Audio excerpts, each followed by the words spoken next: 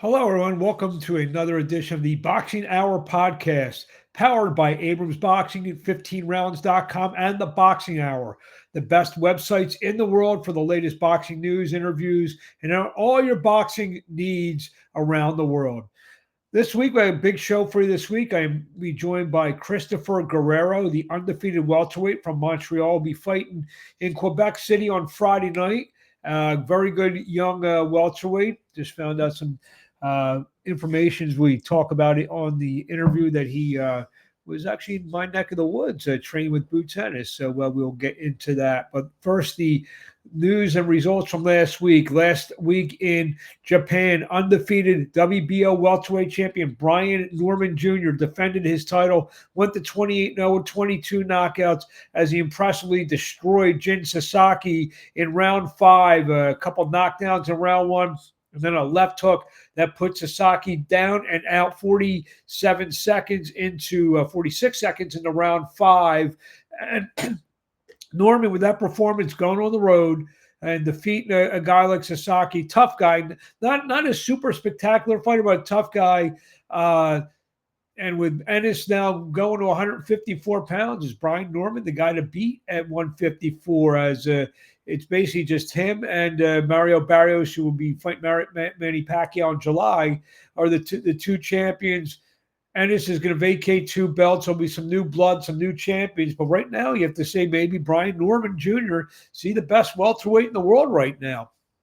I think you have to seriously consider that. So we will see what happens with Brian Norman next. Maybe he waits the winner of Pacquiao and Barrios. Maybe does a mandatory, all kinds of stuff in the works for Brian Norman. I know earlier this week there were rumors of him and Devin Haney possibly colliding, but as of this taping, that has not been consummated and even may have fallen apart. The fathers screaming and yelling at each other. Another week in boxing, more drama. Former world champion Francisco Rodriguez scored an upset. Another Mexican fighter going on a matchroom card to defeat a matchroom fighter in England as he won the WBC interim world flyweight title with a 12-round unanimous decision over Galel Yafai. Rodriguez now 40-6. Yafai now 9-1. Scores are 119-108 twice and 118-109 as Rodriguez just I actually like Yafai. I've liked Yafai since he turned pro. He looked like a lot of skills in there. But Rodriguez went into England and just took apart Rodriguez. So you got 2 title fights where the visitor goes on the road and wins emphatically with Norman and Yafai. WBO number 10 ranked middleweight Vito Milnicki Jr. I was actually ringside with the fight. Scored a 10-round unanimous decision over Camilo Gonzalez at the Prudential Center in Newark, New Jersey.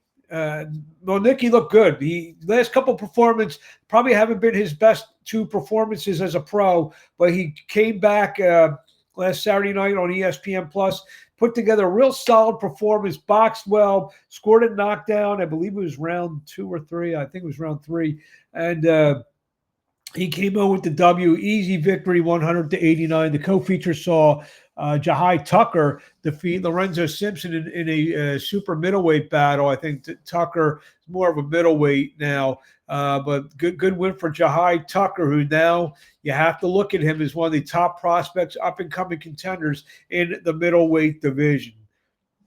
Friday night, California, David Stevens went to 15-2 as he scored a 10-round unanimous decision over previously undefeated Peter Kamakov. That fight took place on the DAZN in Long Beach, California. This week, got a pretty good schedule of things. Friday night in Quebec City, Christian Mbilli, 28-0 with 25 knockouts. The emerging super middleweight contender takes on Maciej Sulecki, 33-3, 13 knockouts. That will take place for the WBC interim super middleweight title. Also on the card, Stephen Butler, 35-5-1, 29 knockouts. He takes on Jose De Jesus Macias, 29-13-4 with 15 knockouts. Heavyweights in action. Arslanbek Makhmudov, 19-2, 18 knockouts. Battles Ricardo Brown, 12-11. Plus Christopher Guerrero, an undefeated welterweight Now contender. He was prospect contender. He's now ranked 14-0, 8 knockouts. Takes on Sandy Masood, 20-8 with 1 knockout. And earlier this week, I had a chance to talk to the undefeated Christopher Guerrero, and this is how it sounded. Now joining us on the line is undefeated prospect, now contender, because he's ranked all over the place. There you go. We lost you for a second. Yeah, Christopher Guerrero, who gets back in action on June 27th. He takes on Sandy Masood in Montreal. How you doing? It's not in Montreal. It's Quebec City, actually, at the Videotron Center. Yeah, Videotron Center in Quebec City. My apologies. No worries. So you as we tape this, we're about a week out of the fight. How you doing? Good. I'm feeling good. Just got to lose a couple pounds, and that's we're ready to go. Listen, I've been in camp for it's been 8 months around there. I've been I'd say about 8 months that I'm consecutively in camp. This is my 3rd fight in 6 months. So I can't ask to be more ready than what I am right now, honestly. It's just everything's compounding now, you know? You bring up a good point there. You mentioned 3rd fight in 6 months in an era where a lot of fighters are fighting twice a year, or not fighting that frequently. You've been in the ring a lot this year. Yeah. I don't know. Well, listen, it was a big year, and I'm 24 years old. The same time flies. I want to get there as soon as I can. Obviously not to rush my progression, but the way I am progressing, it calls for more action, you know what I mean, and better opponents. And this guy's going to be tricky. I'm not overlooking this guy at all. He seems to have a kind of an awkward style, but we got a recipe to kick his ass for sure. Last couple fights, you've been fighting, more veteran guys, especially the last two with Dennis. A couple fights ago, and Oliver Quintana in your last fight in April, which was a 10-round unanimous decision, a very wide decision. You scored. Yeah. You mentioned just 24 years old. You don't want to rush. Do you feel more, and you're world ranked? Do you still feel more of a prospect now, or do you feel that you're going on being a contender? Do you hear me? Yeah, I hear you fine. Sorry, hold on. Do you hear me? Yes, I hear you fine. Yes. Yeah, you hear me, but I can't hear you. So wait, hold on. Let me hold on. We were doing so good here.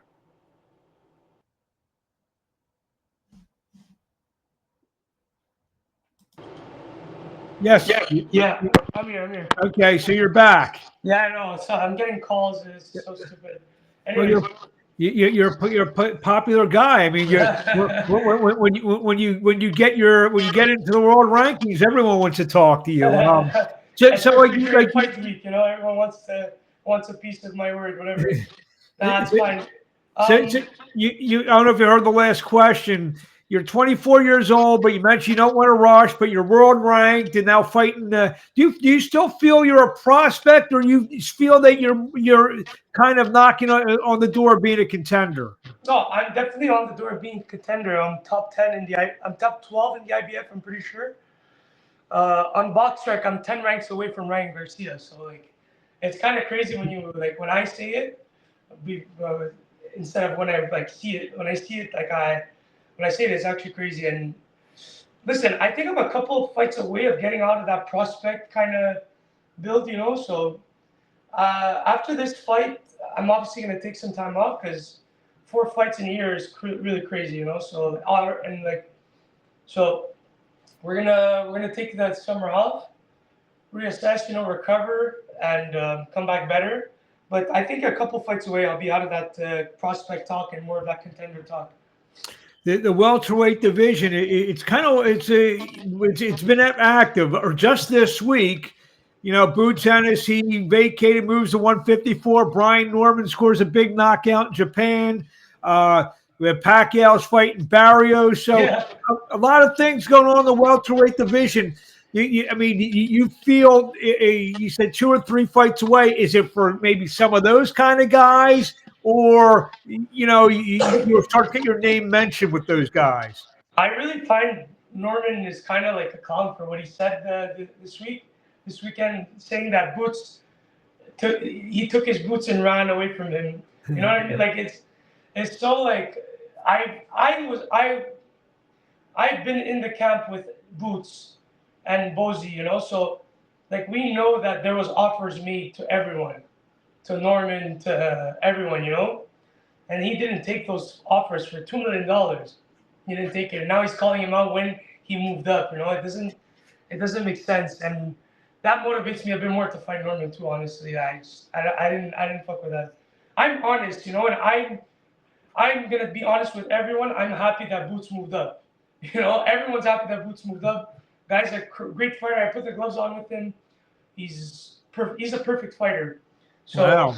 you know, so as long as we're being honest, that for me is just it's clown, you know. And Norman's not. I don't find Norman. I'm not impressed by Norman. So I don't know. Whatever. We'll see when the time gets there. For now, just let me climb up the ranks and get near him. So I don't know. I don't know if you were told, but I live in Philadelphia, so you could have came over. We could have gotten a cheese. Did you get a cheesesteak while you were in Philadelphia? No, I couldn't. I couldn't have to make weight. I had some chicken tenders though. Those I had. Where'd you get them from? Everywhere I went, I got chicken tenders. Honestly, so there was this place. It was this Philly cheesesteak, Philly Joe's or something. I don't know. Philly Joe's or so, I don't remember, but I got chicken tenders quite a lot of places. I went to Popeyes. I got everywhere. Well, if you come back to Philly, I'll have to get in touch with you. I'll get you some good food. We're most definitely gonna come back because we went a couple of weeks ago to spar Andy Cruz. Yes. Yeah, that was a really cool experience. We did like 18 rounds in like 2 days. It was pretty cool.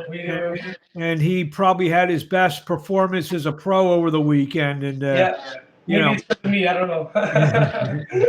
so where do you see yourself in a couple fights? Where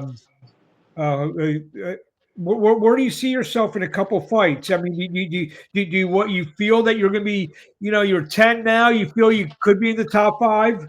Yeah, 100%. Depending on who they offer me. That's something that my promoter likes about me a lot is that whoever they offer me, whoever they show me on paper who to fight, I say just pick anyone and pick the best one. I never said no to anyone. I never rejected anyone. We were supposed to an undisclosure of behind the scenes is that there was this. I don't know if you know what's his name. Ismael Barrios. Yes, of course. From that fought Rolly. He was an option. Barroso, exactly. Yes, Barroso. He was an option, and I was really excited to fight him because if I beat him in Quebec City, it would have went completely off. Like I think I would have hit like the top 8 for sure. One more thing before we go. I noticed that you're originally from Mexico, and now you're fighting out of Canada. To talk about that experience being two great boxing world, you know, especially in Quebec and obviously your Mexican heritage. And Italians too. I'm half Italian as well. Oh wow, okay. The Italians are pretty good at boxing too. Yes. Was it Joe Calzaghe that was he Italian? Joe Correct, Calzaghe? he was. He sure was. All the Italians that were boxers, they were pretty good. But I mean, specifically about, you know, obviously here in North America, Mexico and Quebec. Yeah. Listen, well, I was born in Mexico and I moved here when I was like 9 months. Oh, okay. 6 months, you know, so I wasn't raised there, but I get a taste of Mexico every day with my dad here, you know. So gotcha. We're actually about to do pads soon because my coach is at a competition now, so my dad's taking over. He's pretty involved, my dad too, in my trainings and stuff, and he's always telling me every day. He gets me out from the sofa, from my bed. Come, I got this to show you. You know, I got this to like this game plan, whatever. You know, this strategy. Yeah, it's pretty cool though. It's a pretty cool feeling when you mix Quebec boxing and Mexican boxing into one. You know, it's a rare mix, honestly. I don't know if you've ever seen it, honestly. I used to work for a boxing a network that broadcasts fights. I do a lot of I do commentary, and I broadcast about 10 shows from the Bell Center. So Oh shit, yeah, that's cool. I did a couple Pascal fights, a couple Boutte fights. Hopefully you do Oscar, some of my fights. I think what was before you turned pro. This was about 2014, maybe something like that. So it was Yeah, before, I wasn't even competing, I think. yeah, so it was before you turned pro, and the atmosphere in that place. We did a couple fights also in Gatineau, Quebec as well. So I can't. I really. That is when I feel that I will reach the pinnacle of my career is when I get to the main event at the Bell Center. That's the pinnacle that I want to reach. and I'm sure there'll be upwards of 15, 16, 17,000 people cheering you on I hope so. to I hope so. maybe win or defend your world titles when you get there. So, what do you want to say to the fans in closing about yourself? Tell the fans out there before we see you next Friday night. Don't Take miss on it. Don't Sam. miss it. Tune in ESPN Plus, Punching Grace. Come to the fight, Quebec City. It's gonna be a really good fight. 10 rounds. I got a surprise for everyone. This is gonna be a really good fight. Everything's compounded. I'm fully ready to demolish this guy, man. I'm telling you. Where do we find you on social media? MG Guerrero on Instagram, MG Guerrero on TikTok. Go follow my TikTok, Instagram, Facebook. Christopher Guerrero. Just type in my name, you'll find me. I'll be the first search result there. There you have it. Christopher Guerrero. We'll see you next Friday night live, ESPN Plus here in America in Quebec, and then we'll be following you along the way towards your ascent to hopefully a world title fight. Next time in Philly, I'm gonna look you up. Yes. No, I'm gonna tell Noe that Noah that I'm gonna be coming to Philly, and we'll do like an interview, a little podcast. We can do an interview. I got 2 studios here, so depending on the weather, we can be inside or outside. So we'll talk to you then. Thank you, Christopher. Yes, thank you. Thank you.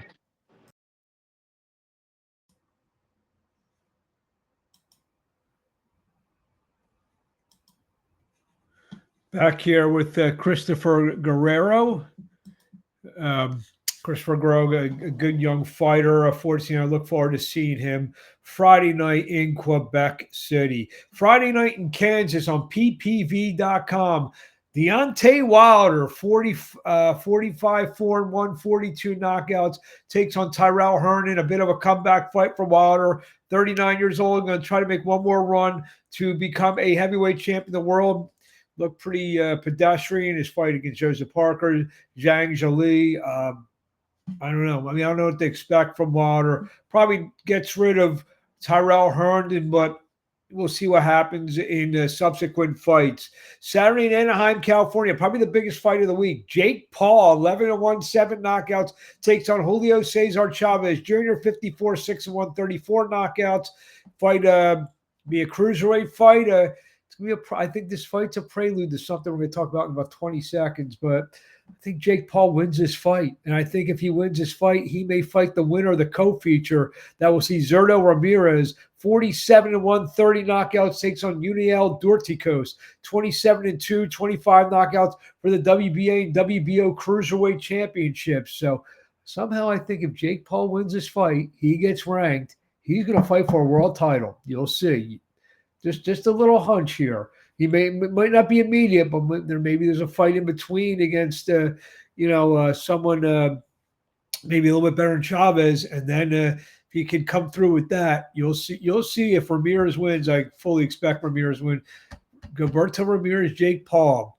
Just whenever you're watching this, just remember the date and time you watch this. It's actually a really good undercard. Like we said, we mentioned Ramirez and Dorticos, Tevin Farmer and Floyd Schofield in a very, very interesting fight as far as I'm concerned. Farmer has proven the last couple fights against Zepeda that he's still a guy to be reckoned with in the lightweight division. He put on 2 terrific performances. Most people thought he won the first fight. He made a valiant comeback in the second fight after almost being being ragged out around the ring for a little bit. He fought terrific in the second half of the fight. Floyd Schofield's going to get a real test on this Saturday night live on the DAZN pay-per-view. So, I'm very, very interested in seeing that fight. Evius Griffin takes on Julian Hammerhands Rodriguez. It should be an interesting fight. So a lot of good fights on called Gold. They're doing a nice co-promotion with Golden Boy, and a lot of Golden Boy prospects are on the card. And I look forward to watching all these fights. I think beginning at 3 p.m. or either on the DAZN YouTube or the regular DAZN at 3 p.m. and the pay-per-view comes on at 8. So you have a full day of boxing in one shot on Saturday night. So really not much news. We talked about possible Devin Haney and Brian Norman. If it doesn't happen, Canelo and Terrence Crawford had their press tour. They did last weekend or Friday. I think it was Riyadh. Sunday was in New York. Friday in Las Vegas. So they're off to a pretty good start. We'll be out there for that fight in September. I'm looking forward to getting out there for that fight. One other news items in the passing of Joe Byrd Sr., the father and former trainer of former world heavyweight champion Chris Byrd. He passed away on June 23rd at the age of 89. So that's our news for the week. Again, a pretty decent week of fights. I'm actually really looking forward to this. Jake Paul, Julio Cesar Chavez card. You got Deontay Wilder. Also Friday night on BXNG TV, I'll be behind the mic. Jason Sanchez and Julian Gonzalez is going to be a very interesting fight in 130 pounds. Gonzalez is an emerging 16-0 fighter. Take on Sanchez, who's extremely battle-tested. Fought Oscar Valdez for the featherweight championship several years back, so it'll be a good test for the young Julian Gifted Gonzalez out of Reading, PA, live on BXNGTV.com. Marc Abrams, myself, and Quadir Albright will be behind the microphone. So thank you for joining us this week. Next week, I'm already working on some big guests, a lot of good fights coming up in July. So I plan to preview all of them. Got some good guests in the pipeline. Thank you. And again, for all the latest boxing news and videos, commentary, theboxinghour.com, 15rounds.com, as well. Abrams Boxing on YouTube, Marc Abrams Boxing on Instagram, M. Abrams Boxing on X, and Abrams Boxing and Sports on TikTok. So everyone have a great week and enjoy the fights.